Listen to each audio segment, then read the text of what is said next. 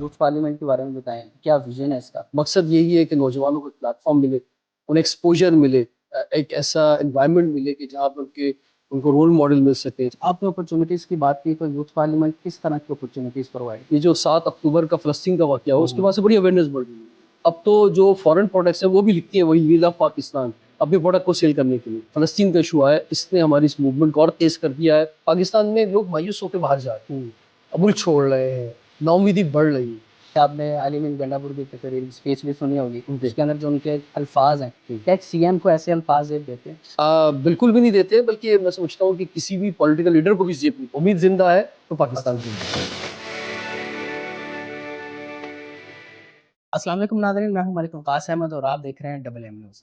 नाज़रीन इकराम, आज की हमारी नशिस्त में पाकिस्तान के सीनियर सहाफ़ी रिजवान ज़फ़र साहब हमारे साथ मौजूद हैं, जो कि फ़ाउंडर हैं यूथ पार्लियामेंट के and made in Pakistan movement के भी फ़ाउंडर हैं। तो आज हमारे साथ मौजूद हैं, इनसे गुफ्तगू का आगाज़ करते हैं। अस्सलाम वालेकुम सर। जी वालेकुम सलाम। कैसे हैं सर आप? मैं बिल्कुल ठीक ठाक, thank you very much. Sir सबसे पहले तो हमें ये यूथ पार्लियामेंट के बारे में बताएं कि क्या विजन है इसका? यूथ पार्लियामेंट 14 अगस्त 2005 को कायम हुई थी और नेक्स्ट ईयर हम 20 ईयर्स हमारे कंप्लीट हो जाएंगे। तो इसका विजन जो है वो यही है कि ये उस वक्त कायम हुई थी कि जब तलबा तंजीमों ज़ाहिर बात है बैन था, तो एक रिप्लेसमेंट चाहिए थी कि एक ऐसी नर्सरी क्रिएट हो जो कि यंग लीडर्स एंड पॉलिटिशियंस जो है वो क्रिएट करें। तो एक तो बुनियादी विजन तो ये था। तो इसमें हर बैकग्राउंड के नौजवान जो है शामिल हुए और अब तक तकरीबन 40,000 हमारे एलुमनाइज हैं और करंट 3,000 मेंबर्स हैं। तो और बहुत सारी सक्सेस स्टोरीज़ हैं। हमारे 50 से ज़ायद मेंबर्स ने दुनिया भर में पाकिस्तान को रिप्रेजेंट किया है और उसके अलावा हर शोबे के अंदर मीडिया में और हर शोबे में टॉप पोजीशन पे यूथ पार्लियामेंट के एलुमनाइज मौजूद हैं। और मकसद यही है कि नौजवानों को एक प्लेटफॉर्म मिले, उन्हें एक्सपोजर मिले, उन्हें एक ऐसा एनवायरनमेंट मिले कि जहाँ पे उनको रोल मॉडल मिल सकें, जहाँ पे उनका कोई हाथ पकड़ सके और उनको अपॉर्चुनिटीज़ दे सके और आगे उनके कैरियर में, उनके बिजनेस में, उनकी जॉब में भी मददगार साबित हो। आपने अपॉर्चुनिटीज़ की बात की, तो यूथ पार्लियामेंट किस तरह की अपॉर्चुनिटीज़ प्रोवाइड करती है? देखिए हमारी कॉन्फ्रेंसेस होती हैं, इवेंट्स होते हैं, हर साल इलेक्शंस होते हैं, शैडो कैबिनेट्स बनती हैं। तो अपॉर्चुनिटी ये होती है कि एक नौजवान को एक्सपोजर मिलता है और एक्सपोजर बहुत बड़ी चीज़ है। उसकी जो है ना उसका कैरियर बदल जाता है, उसकी लाइफ बदल जाती है उस एक्सपोजर की वजह से। तो ये सारी चीज़ें जो है वो यूथ पार्लियामेंट के प्लेटफॉर्म से उनको मिलती हैं और फिर वो जब अपनी जॉब पे या बिजनेस में जाते हैं तो ये सब चीज़ें उसके लिए हेल्पफुल साबित होती हैं। तो ये यूथ पार्लियामेंट पूरे ऑल ओवर द पाकिस्तान काम कर रही है, सिर्फ पंजाब और सिंध में ही काम कर रही है? नहीं, पूरे पाकिस्तान के अंदर काम कर रही है और हमारा स्टार्ट में जो हमने लिया था वो कराची से लिया था, फिर इस्लामाबाद में हमारा बहुत इंपॉर्टेंट रोल रहा, फिर पंजाब में बड़ा इंपॉर्टेंट रोल रहा, फिर केपीके बलूचिस्तान में, आज़ाद कश्मीर के अंदर, गिलगित के अंदर। तो सब जगह पे प्रोविंशियल शैडो कैबिनेट मौजूद हैं और फेडरल कैबिनेट भी मौजूद है। पंजाब के अंदर से आपको कैसा रिस्पॉन्स मिल रहा है? पंजाब से हमेशा हमें बहुत ज़बरदस्त रिस्पॉन्स मिला है और पंजाब पाकिस्तान का सबसे बड़ा सूबा है। तो इतने बड़े सूबे में ऑफ कोर्स हम मरकज़ में ज़्यादा काम करते हैं लाहौर में, लेकिन हमारी ख्वाहिश होती है कि जो दूर के इलाके हैं, यानी हमारे पास बहावलपुर से भी मेंबर्स हैं, मुल्तान से भी मेंबर्स हैं, रहीम यार खान से भी मेंबर्स हैं, इसी तरह से और भी उकाड़ा से मेंबर्स हैं। मुख्तलिफ जो पंजाब के शहर हैं वहाँ से मेंबरशिप आती है, लोग मेंबर बनना चाहते हैं। गो कि हमारे लिए एक बड़ा चैलेंज होता है। हम जो इवन पूरे पाकिस्तान में जो कैपिटल सिटीज़ हैं प्रोविंसेस के, वहाँ तो काम हमारा ज़्यादा होता है, लेकिन जो दूसरे छोटे शहर हैं उसमें अभी भी हमें चैलेंज है। मेड इन पाकिस्तान मूवमेंट ये क्या है? ये यूथ पार्लियामेंट का एक प्रोजेक्ट के तौर पे हमने स्टार्ट किया था आज से 3 साल पहले और कि भाई कि पाकिस्तान की तरक्की जो इसी वक्त मुमकिन है जब हम मेड इन पाकिस्तान प्रोडक्ट्स की तरफ आएँ, मेड इन पाकिस्तान सर्विसेज की तरफ आएँ और देखते देखते हमने देखा कि ये सबसे इम्पोर्टेंट सब्जेक्ट है। तो हमने इसको फिर अलग से एक ऑर्गेनाइजेशन क्रिएट की और हमने 26 अगस्त को इसका इनॉग्रेशन किया। इसमें प्रेसिडेंट ऑफ पाकिस्तान आए, 35 CEOs जो मेड इन पाकिस्तान प्रोडक्ट बना रहे थे उनको हमने रिकॉग्नाइज़ किया वहाँ पर। फिर उसके बाद हमने अमेरिका में और फ्रांस में इसके प्रोग्राम्स किए। फिर पूरे पाकिस्तान में लाहौर में भी हमने 18 मई को एक कॉन्फ्रेंस की थी, made in Pakistan conference, Islamabad में भी की।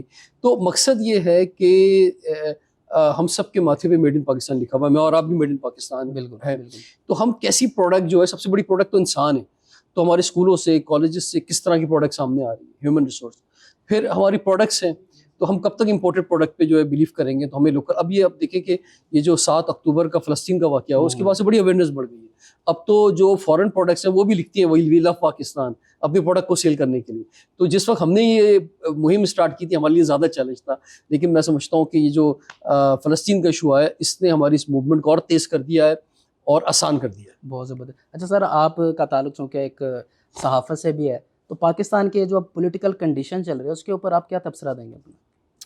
पाकिस्तान के पॉलिटिकल कंडीशन बस ऐसे ही चल रहे हैं काफ़ी सालों से, कोई ऐसा नहीं है कि कोई नई चीज़ है।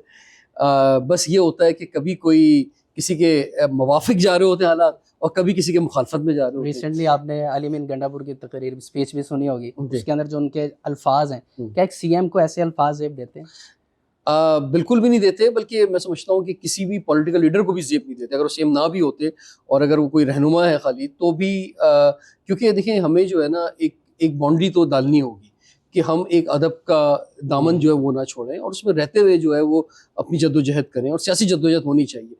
हो सकता है आपके साथ ज़्यादती हो रही हो, आपके साथ जुल्म हो रहा हो, लेकिन उसका भी एक तरीका होता है, और एक पीसफुल प्रोटेस्ट भी होता है, और उसका इजहार का लॉजिक्स के साथ और फैक्ट्स एंड फिगर्स के साथ, दलील के साथ जो है मुकाबला किया जाता है, ना ये कि आप अपनी ज़बान को ख़राब करके उसका मुकाबला करें।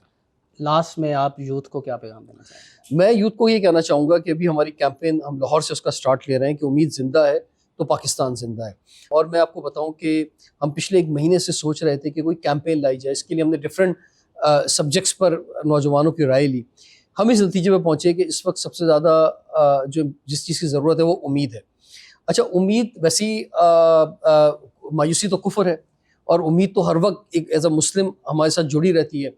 लेकिन पाकिस्तान में लोग मायूस होकर बाहर जा रहे हैं, मुल्क छोड़ रहे हैं, नाउमीदी बढ़ रही है, और उम्मीद जो है उसको ज़िंदा रखना ज़रूरी है। हम ये नहीं कह रहे कि उम्मीद ख़त्म हो गई, हम ये कह रहे हैं उम्मीद को ज़िंदा रखें, उम्मीद को ज़िंदा रखना ज़रूरी है। और उम्मीद को ज़िंदा रखना सिर्फ़ और सिर्फ ऐसा नहीं है कि हम जो कुदरत ने हमें जो खूबसूरत पहाड़ दिए हैं, खूबसूरत दरिया दिए हैं, जो मादनियात दी हैं, हम उस पे बिलीव करके रखें। हमने ये देखना है कि अल्लाह ने हमें जो नेमतें दी हैं इस सरज़मीन के ऊपर, उसका बहैसियत इंसान, बहैसियत सियासी जमात, बहैसियत किसी भी शोबे के अंदर लोग मौजूद हैं, उन्होंने उसका क्या फ़ायदा उठाया है, उससे आम इंसानों तक, आम पाकिस्तानियों तक उसके क्या बेनिफिट्स पहुँचे। तो उम्मीद ज़िंदा रखने के लिए अगर हमने कुदरत के इन जो तोहफ़ा हमें मिला है, और ये पाकिस्तान और ये आज़ादी भी एक तोहफ़ा ही है अल्लाह ताला का, तो अगर हमने इसका सही इस्तेमाल नहीं किया तो इसका मतलब उम्मीद ज़िंदा नहीं है। और उम्मीद ज़िंदा उसी वक्त हो सकती है जब इसका हम सब मिलकर सही इस्तेमाल करें, मेरिट पे फैसले हों। हमें अपने आप को बदलना होगा। जो नाइंसाफ़ियाँ हम पहले कर चुके हैं उसका ज़ाला करना होगा, जब ये मुल्क तरक्की करेगा। बिल्कुल। अदरवाइज़ हम मज़ीद अंधेरों में और मज़ीद तूफ़ानों से जो इसी तरह लड़ते रहेंगे। द ग्रेट डेफिनेशन ऑफ उम्मीद जिंदा है तो पाकिस्तान जिंदा है। बिल्कुल, उम्मीद ज़िंदा है तो पाकिस्तान ज़िंदा है। बहुत शुक्रिया सर, आपने अपना कीमती वक्त दिया। थैंक यू, आपका बहुत बहुत शुक्रिया। जज़ाकल्लाह। जी नाज़रीन, तो आपने सारी गुफ्तगू सुनी। उम्मीद है कि आप इस गुफ्तगू को सुनकर अपनी उम्मीद ज़िंदा रखेंगे, क्योंकि हमने पाकिस्तान को ज़िंदा रखना है। इसी के साथ मुझे दीजिए इजाज़त। अल्लाह हाफ़िज़।